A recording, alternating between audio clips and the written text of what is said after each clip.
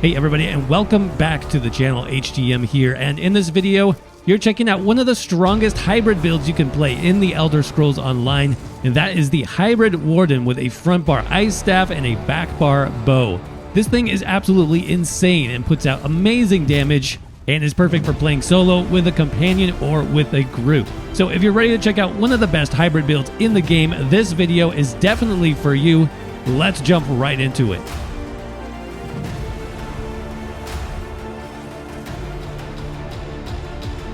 All right, everybody, we are back on the Hybrid Warden with an update to our solo Winter's Revenge build. This build is actually a lot stronger now in update 33, so I thought I would put together a quick video.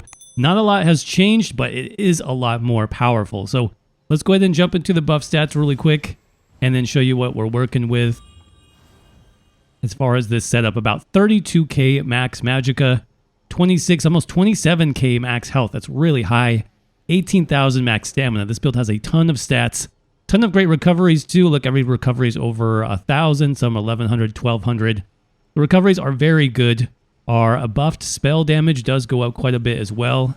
With our back bar glyph and our proc on the front bar, we'll be closer to 5,500 spell damage. That's going to be our main offensive stat on this setup, and combined with our max magicka. Then you'll see the spell and the weapon critical on this build hit about 60%. So really good stats overall on this one. Now, I am a magicka-focused hybrid for this particular build. That's the main thing that's changed. So I've put all my points into max magicka. This still is a hybrid build, though. It's a hybrid warden. It's not a magicka warden. I'll show you a little bit in the skills why that is.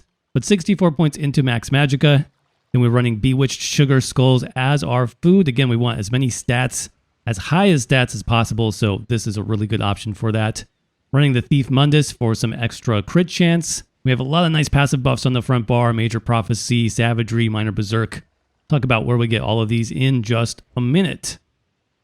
Now, as far as the race on this build, I went with Khajiit, as you can tell, and Khajiit is a really nice option for hybrids this patch that I wanted to show off. You get basically every stat you need. You get extra recovery, you get extra max stats, so health, magicka, and stamina. And then you get the extra critical damage and critical healing. So Khajiit is going to be a nice option for a more damaged approach to a hybrid build. If you have enough sustain, then consider a race like Khajiit. If you're struggling a little bit with sustain, then my favorite would be like Imperial for the cost reduction of all your abilities. And in terms of potions, the other thing that's going to really help us with sustain is running something like Tri-Stat potions. You may not need it necessarily. You could have both magicka and stamina potions and just alternate whatever you need the most, but Tri-Stat potions will get you the most resources back per use, so that is good to have on hand. I think that covers all the basics. Yeah, so let's talk about the gear sets next. Starting with the Frostbite set. This is going to be our light armor set that we're actually using on the jewelry and 2 pieces on the body. So this is a great set for Warden if you are specializing, if you're focused on frost damage. So we get the weapon and spell damage, the crit chance, weapon and spell damage again. And this increases the damage of our frost abilities by 8%, plus some bonus damage to chilled enemies and those enemies afflicted by minor brittle. So this is basically the Warden ice set. You want this if you're using any type of frost skills at all.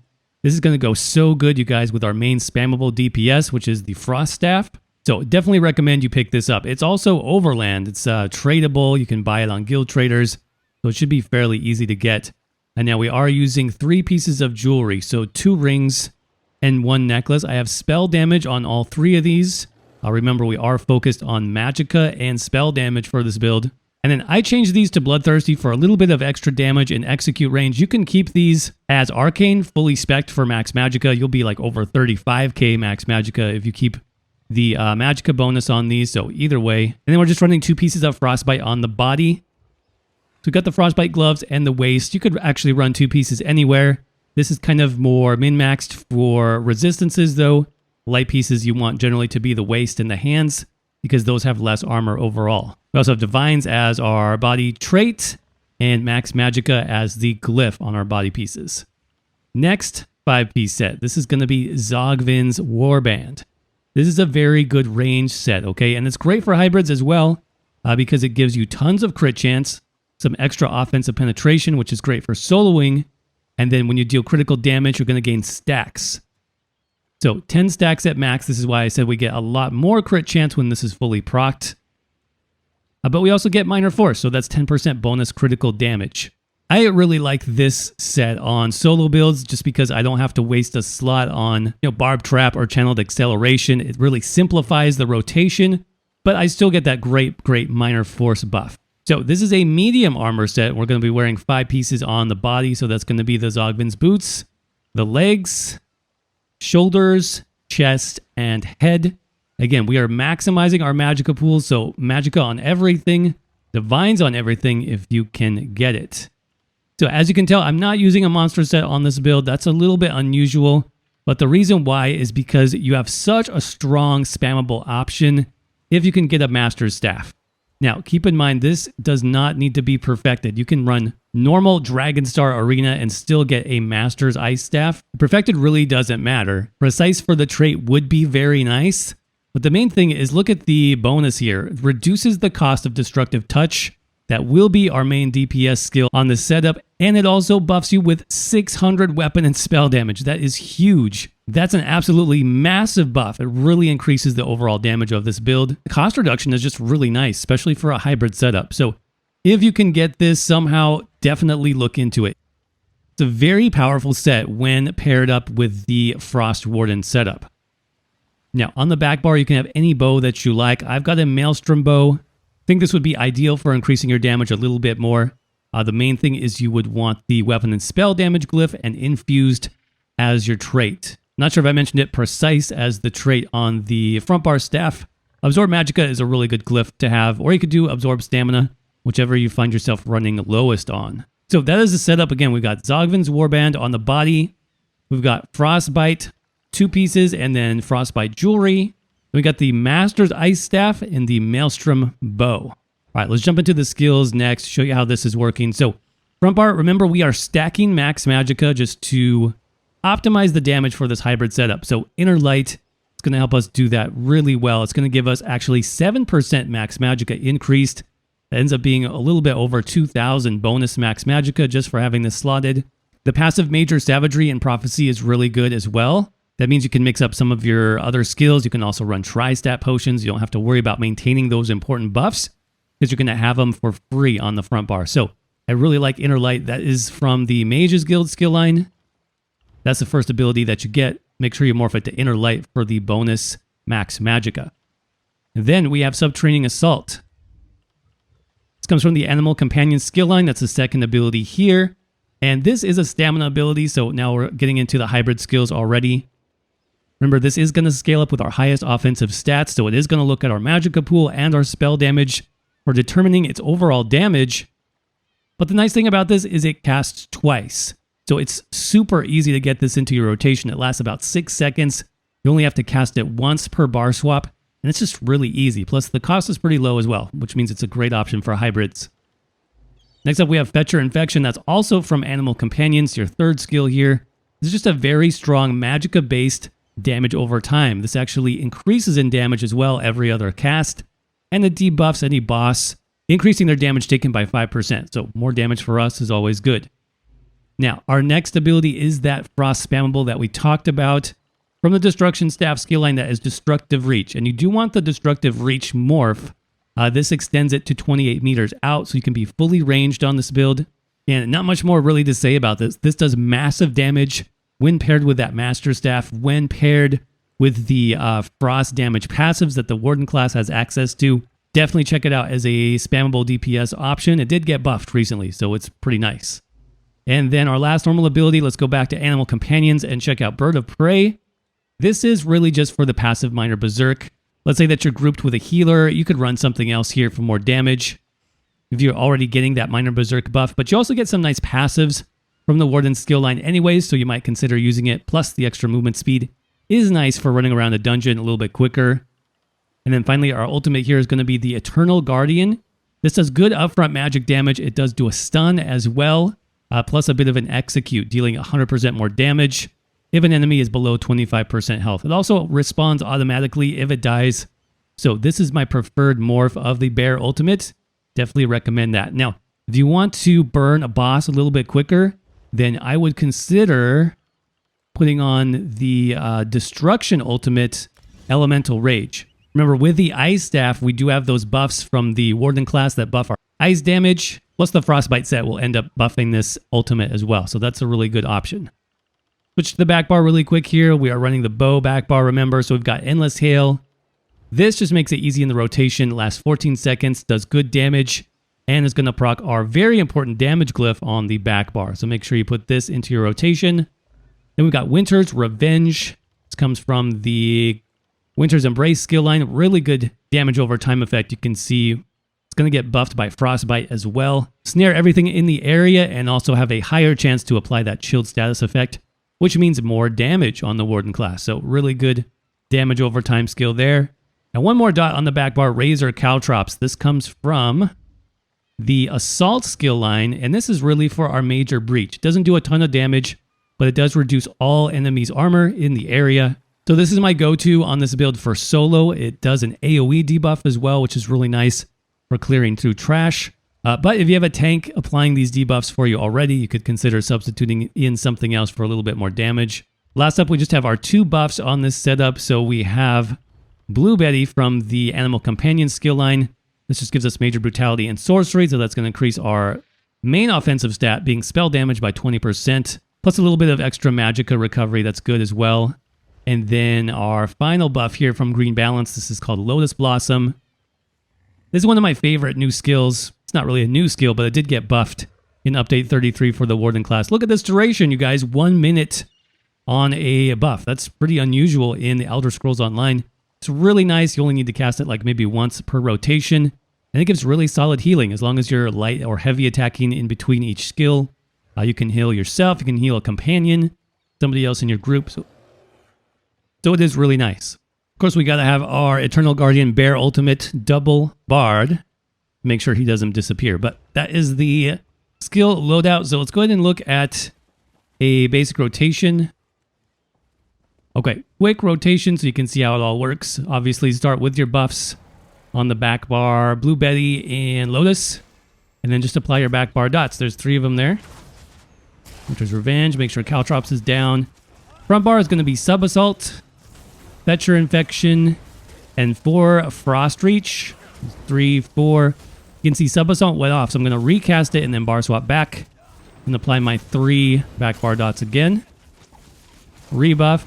If your bear's ready, go ahead and pop that on the front bar. Again, 4 of the Frost Reach. See, my resources are getting low, so use my potion there. Back bar dots again. Rebuff. Sub Assault. Fetcher Infection. 2, 3, 4. Just about done, so I'm going to stay on the front bar. There you go. Lots of damage. Very easy rotation, too. All right, what do you need in terms of passives? Well, you're going to want most of the Warden passives for this setup, especially Animal Companions. This skill line is great. Bond with Nature gives you extra healing. Savage Beast is going to give you extra ultimate generation. Flourish, we will want this for the extra recovery. This is very useful on the hybrid. Make sure you have 1 Animal Companion ability slotted on each bar in order to get that. And then Advanced Species, you can see we're getting 8% bonus damage done on the front bar. That's very good for damage. So everything there, Green Balance, especially if you're using Lotus Blossom, you will want most of these for the healing effects. Maturation, you actually get this from passively using your Animal Companion skills. And this is what increases our health really high. That's a 10% max health buff. That goes for you and your group, so it is pretty useful. And then finally, Winter's Embrace.